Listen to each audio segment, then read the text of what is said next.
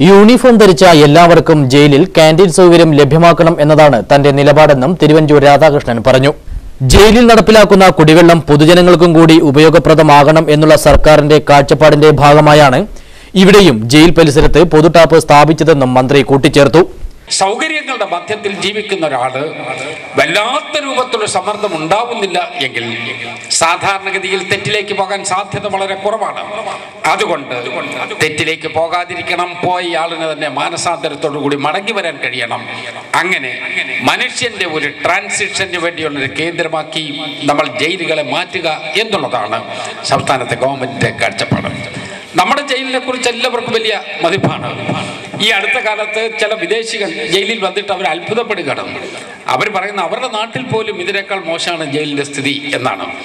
എല്ലാം വിദേശത്തുള്ളത് മെച്ചം എന്ന് വിലയിരുത്തുന്ന നമ്മുടെ ആളുകൾക്ക് ആ വിദേശിയുടെ അഭിപ്രായം ഒന്ന് കേൾക്കേണ്ടതാണ്. ഇവിടെ വന്നപ്പോൾ നമ്മളുടെ ജയിൽ ജീവനക്കാരായിട്ടുള്ള ആളുകൾ അവരുടെ ഒരു ആവലാതിയുണ്ട്. സത്യമാണത്. ഞാനതിനോട് പൂർണ്ണമായി യോജിക്കുന്ന ആളാണ്. കാരണം അവർക്ക് ഇപ്പോൾ കിട്ടിക്കൊണ്ടിരിക്കുന്ന കാന്റീൻ ഫെസിലിറ്റി അവർക്ക് ലഭിച്ചിട്ടില്ല എന്നുള്ള വിഷമമുണ്ട്. ആദ്യം നമ്മളത് കൊടുത്തതാണ്, പക്ഷേ വേറെ ചില കേന്ദ്രങ്ങളിൽ പോയപ്പോൾ അതിന് മടങ്ങി പോകുന്നതാണ്. എന്നാലും നമ്മൾ വിടുന്നില്ല. റോബർട്ട് ബ്രൂസാണ് നമ്മുടെ ലക്ഷ്യം. 1 തോറ്റാലും 2 തോറ്റാലും 3 തോറ്റാലും നമുക്ക് ആ ലക്ഷ്യത്തിലെത്താൻ പറ്റും എന്ന് തന്നെയാണ് എൻ്റെ വിശ്വാസം. അതുകൊണ്ട് യൂണിഫോം ധാരികളായ മുഴുവൻ ആളുകൾക്കും കാന്റീൻ ഫെസിലിറ്റി കിട്ടിയേ മതിയാകൂ എന്ന് തന്നെയാണ് എൻ്റെ നിലപാട്. ചടങ്ങിൽ ഇ ചന്ദ്രശേഖരൻ MLA അധ്യക്ഷത വഹിച്ചു. Water authority executive engineer PV Suresh Kumar report അവതരിപ്പിച്ചു. Ward councillor TK Valsaran, K Ramachandran, MV Thomas എന്നിവർ സംസാരിച്ചു. ജയിൽ DGP അലക്സാണ്ടർ ജേക്കബ് സ്വാഗതവും DIG ശിവദാസ് തൈപ്പറമ്പിൽ നന്ദിയും പറഞ്ഞു.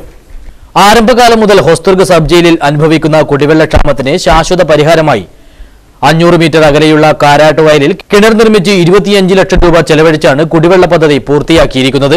7 മീറ്റർ വ്യാസവും 9.5 മീറ്റർ ആഴവുമുള്ള കിണറിന് സബ് ജയിലിലെ കുടിവെള്ളക്ഷാമം പൂർണ്ണമായും പരിഹരിക്കാൻ കഴിയും. പൈപ്പ് ലൈൻ സ്ഥാപിച്ചാണ് ജയിലിൽ കുടിവെള്ളം എത്തിക്കുന്നത്. ക്വാളിറ്റി കൺട്രോൾ വിഭാഗം കുടിവെള്ളം പരിശോധന നടത്തി ഗുണനിലവാരം ഉറപ്പുവരുത്തിയിട്ടുണ്ട്. ജയിൽ പരിസരത്ത് പൊതുജനങ്ങൾക്കായി കുടിവെള്ളം ഉപയോഗിക്കുന്നതിന് പൊതു ടാപ്പും ഏർപ്പെടുത്തി. 48 ലക്ഷം രൂപ ചെലവഴിച്ചാണ് ജീവനക്കാർക്കായി ക്വാർട്ടേഴ്സ് നിർമ്മിക്കുന്നത്. അന്യജില്ലകളിലെ ജീവനക്കാരാണ് കൂടുതലും ഹോസ്ദുർഗ് സബ് ജയിലിൽ ജോലി ചെയ്യുന്നത്. ഇവരുടെ സൗകര്യത്തിനായാണ് ക്വാർട്ടേഴ്സ് നിർമ്മിക്കുന്നത്.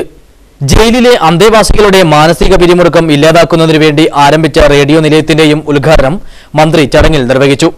തടവുകാരുടെ ക്ഷേമ പദ്ധതിയിൽ ഉൾപ്പെടുത്തിയാണ് 6 വർഷം കൊണ്ട് അന്തേവാസികളുടെയും ജീവനക്കാരുടെയും സൗകര്യത്തിനായി വിവിധ പദ്ധതികൾ നടപ്പിലാക്കിയത്.